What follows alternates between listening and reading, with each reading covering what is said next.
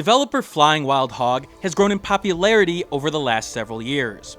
They are known for the reboot of Shadow Warrior, which is one of my most anticipated sequels coming out in 2016 in Shadow Warrior 2. But many people don't know where the young studio started. They started with a small FPS called Horde Reset. Oh, and would you look at that, they've come out with a remastered version of the original game. Obviously you're not surprised because, well, the title of this video. Horde Reset Redux comes out June 3rd, 2016 on Steam, GOG, the Humble Store, Xbox One, and the PlayStation 4. I played 12 hours of the PC version of the game and beat it to complete the review.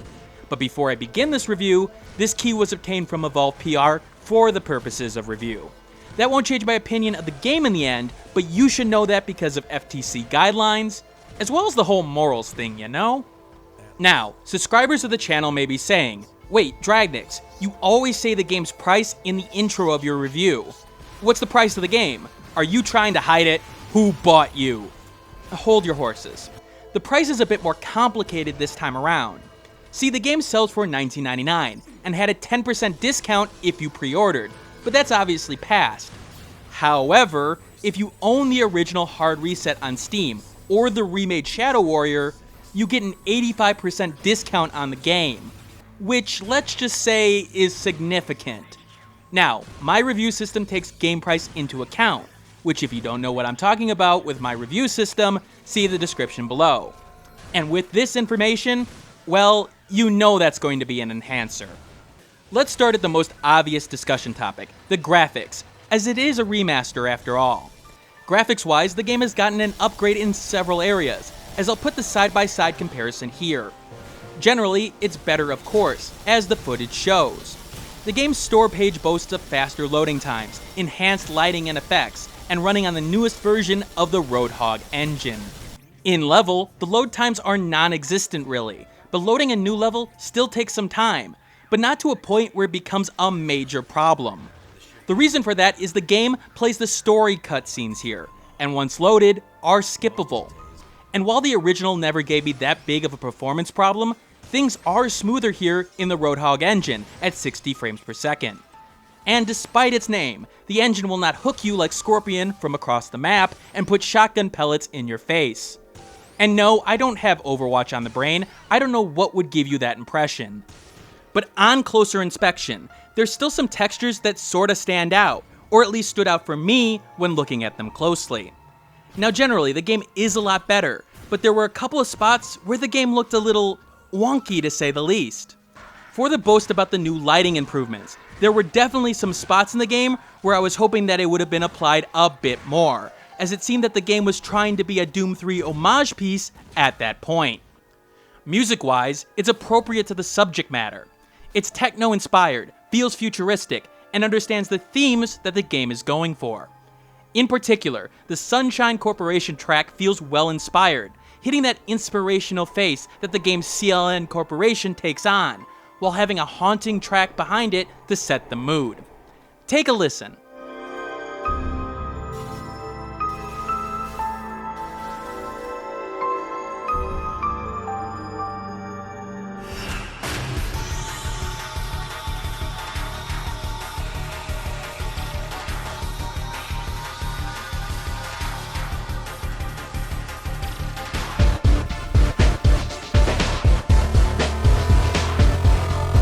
Sound-wise, there's appropriate gun and energy-like effects within combat, and you can get good clues about enemies around the corner just by listening. Stopping and listening to some of the audio tracks from the various machines does a good job in secondary storytelling, and the voice acting, while not brilliant, does the job for a story that takes a back seat to the gameplay. But okay, let's get to the most important element of the game, its gameplay. This is more old-school FPS action. No cover mechanics, no lengthy cutscenes within a level, no X to pay your respects. Shoot enemies until they are dead. Then shoot them again just in case they aren't actually dead. You'll find secrets, you'll get lost once in a while, and you'll get to the end of a level that always seems to end abruptly despite there being more map to move in. You've got two main guns to work with. Yes, only two, but don't worry, those two are a little bit special. You get a bullet-based gun and an energy-based gun. They both start as machine guns, emptying ammo into enemies like tubs of butter at a Paula Deen convention. But as you progress through the game, you'll earn currency to buy upgrades, and that's where the more unique feature of Hard Reset Redux shows up. Because your guns can change form, morphing Transformer style into different variants of shotguns, mortars, and even RPGs. This is a little weird at first, mostly due to its control scheme. Morphing between a weapon's variants can be done in a couple of ways. You could change them via the number keys or via the scroll wheel. I used the scroll wheel for the most part, as it felt more natural within combat. However, if you want to change between the energy and bullet-based guns, you hit F1 and F2. This takes a while to get used to. Now granted, you've got bindable keys, so you can change it, but I do wonder why this was the default implementation. Now there is controller support, however, this is an FPS. It's playable, but the keyboard and mouse are superior here. The different weapon variants all have different base strengths, and by the end of the game, I was using almost every iteration of the guns here. That's because they all have good situational uses, from the shotgun's close range power to the mortar's area damage over time. Most of them are what you'd expect as a base weapon set in the genre, and they are fun to use. Except for the smart gun. The smart gun is rubbish, don't bother with it. And don't worry, if you think you're gonna run out of ammo and have to run across the map to find some, you'd be wrong. Your ammo slowly regenerates, but when you're out of a specific ammo type, you're gonna want to change over to the other gun. And by the time you run out of that gun, in most cases, you'll have a reasonable amount of ammo in the other to keep in the fight. Now there are ammo packs that'll instantly regenerate ammo, but they aren't really needed in the long run. Now from a sheer shooting standpoint, Hard Reset Redux feels natural and satisfying in its gunplay. Aiming down the sights of your rifle is a good example. The screen zooms in, taking out the UI and moving you with every shake of your mouse. It feels right and understands the strengths of the base gameplay that it is supporting. In addition, I definitely took notice of the damage mechanics in terms of robot limbs here, as hitting specific parts of the enemy chassis will result in specific segment damage on those bots. You can literally tear an arm off a bot if you aim correctly, having them crawl over to you as they try to execute their final commands before you send them to the scrapyard. That's fun at first for sure, but more on that later. Hard Reset Redux goes for the chaotic side of combat. Technical precision is one thing, but this is about keeping track of your surroundings and putting yourself into a position where you're not stuck in a corner. That can be troublesome at times, as you can get backed into a corner without realizing it. And while you can dash out of trouble at a moment's notice, a new feature by the way, that's if you have an easy path to escape from. Adding to the chaos are the environmental hazards, which are scattered all over the place. They are useful in taking a bunch of bots out at once, but be careful. You could set off chain reactions at times, and sometimes you're not in the right place for that to happen. Now with this remaster, there's a new engine here. Now that's great and all, but I can't help but think that it's got some implementation problems under the surface. There were a couple of times in this game that I went through the footage and noticed that it seemed like bullets were passing through enemies without hitting and damaging them. In particular, I noticed it when fighting aerial enemies and using the railgun in particular, but I noticed it with other variants of the energy-based weapons as well. Now, does it break the immersion and cause game-breaking issues? No. Is it rather annoying? Yeah, a bit. Now, Redux isn't just an upgrade in the graphics department, as it does have a new feature or two. For example, beyond your two guns, you now get a katana, which can cut through enemies like no other. And to be perfectly honest, it's a little bit overpowered. I mean, I could cut down most enemies no problem due to having some good mobility, and the only real threat while using it was hitting an explosive enemy. To be frank, it felt like a subtle plug for the upcoming Shadow Warrior 2, but it honestly didn't fit that well here, even if it was fun to use. Actually, that's a reasonable complaint I have about the game. Remember how I said this is more than just a graphics remaster? Well, the Steam store page specifically says, the game now includes improved difficulty levels, better pacing, and different enemy placement. Okay, cool. Even those who played the original game will get something out of this. Excellent. Or so I thought. See, when I played through the original, I remember it being a lot tougher. Now note, I played on the hard difficulty for my playthrough here, and while I died several times, most of my deaths I would classify as me pulling an Atari, aka me being dumb as hell. For example, shooting an explosive enemy when they are right next to me, or not noticing that I'm right next to an explosive barrel. Actually, 90% of my deaths in this game were associated with Michael Bay when I think about it. Other than that, well, I stayed alive pretty regularly. Now let's be upfront. Having played the first game, I was pre-positioned to deal with some of the elements of the game, like the surprise ambushes the game launches at you with enemies within boxes, for example. It may have had a better effect if I wasn't ready for them, although I will admit, they did catch me off guard once in a blue moon, and give me a heart attack in one case.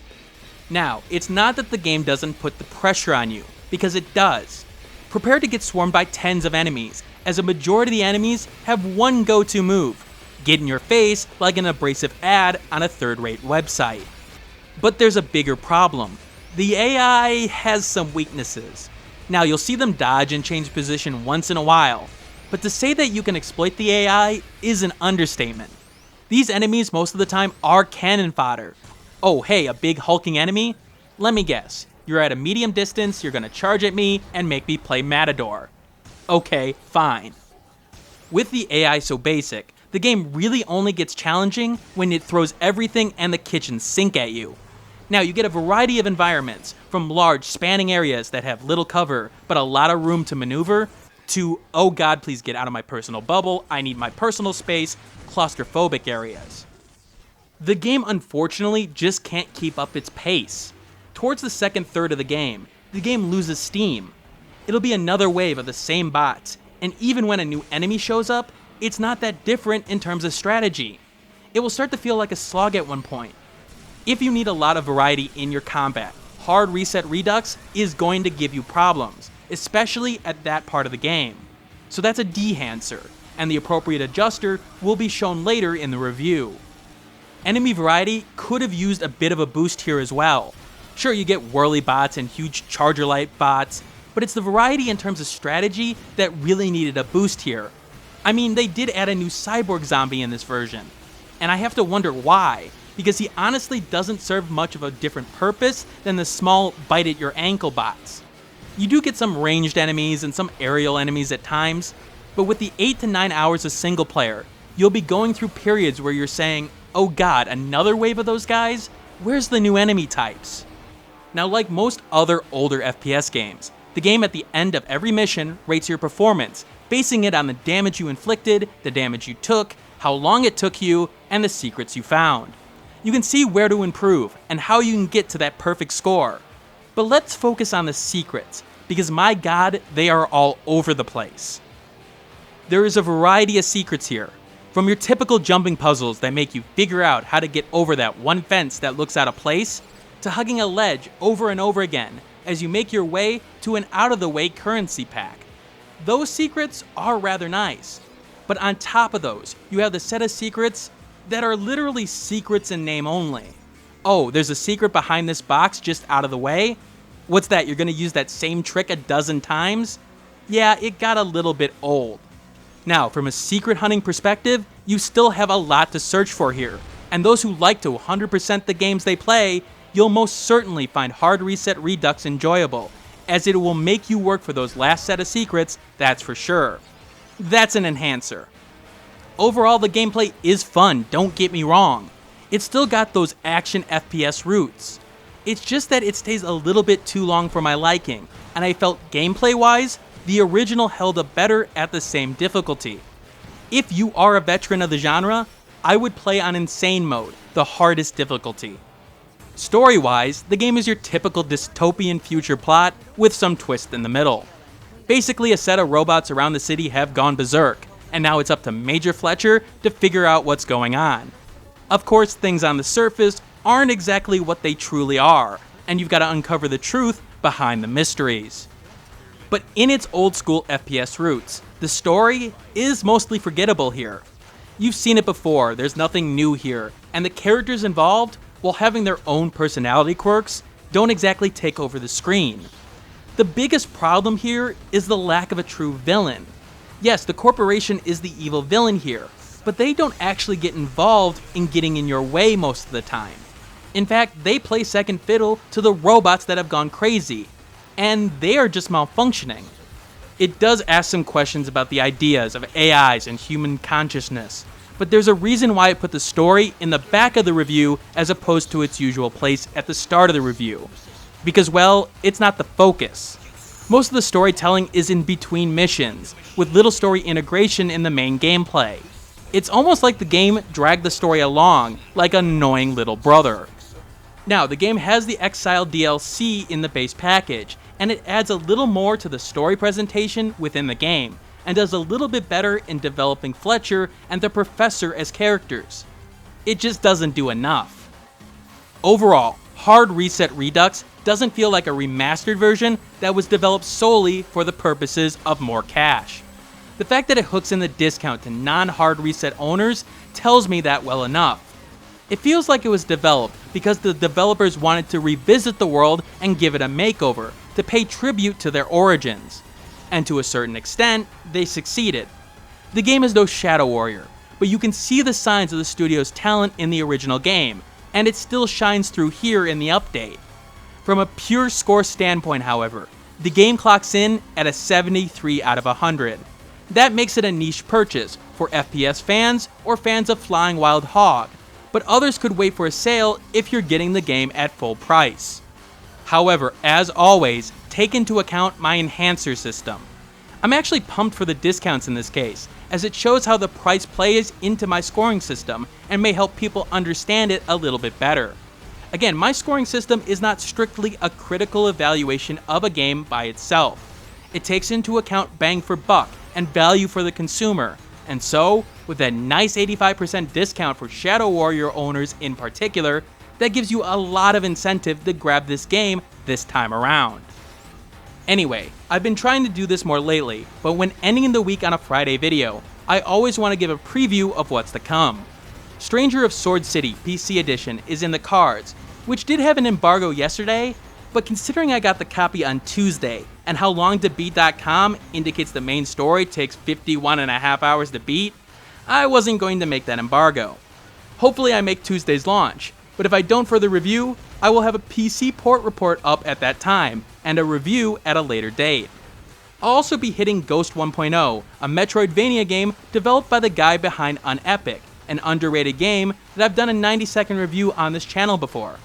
I also want to cover Dangerous Golf, because well, that looks awesome. Beyond that, I have codes for Brigador, Broken Bots, Orion, Legacy of the Coriodon, which is still in my queue. I've got a lot on my plate.